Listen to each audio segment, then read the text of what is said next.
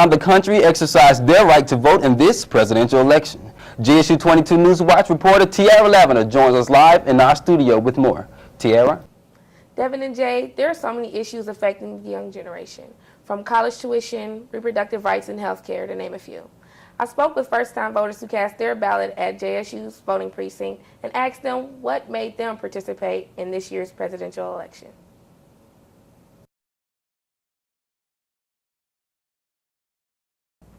I elected to vote absentee, but it was still a thrill to be a part of a democracy in action and have my voice heard.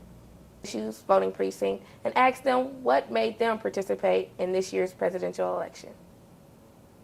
Earlier today, Jackson State University was transformed into a voting precinct, making it easier for people to cast their vote.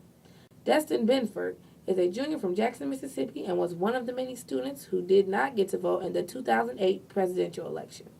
Benford explained why this experience was different.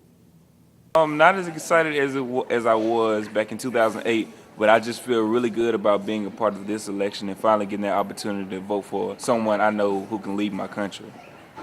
JSU junior Thaddeus Wright hails from Chicago and says his educational future was his inspiration for voting.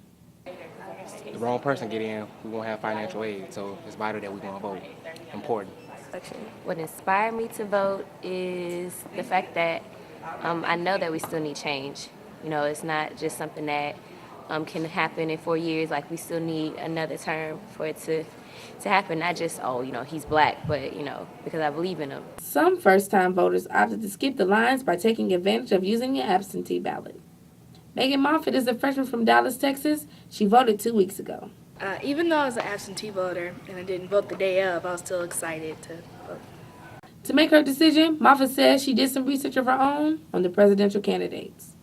Online and look at Yahoo and CNN, and then I'll compare Fox to CNN because Fox can sometimes be biased.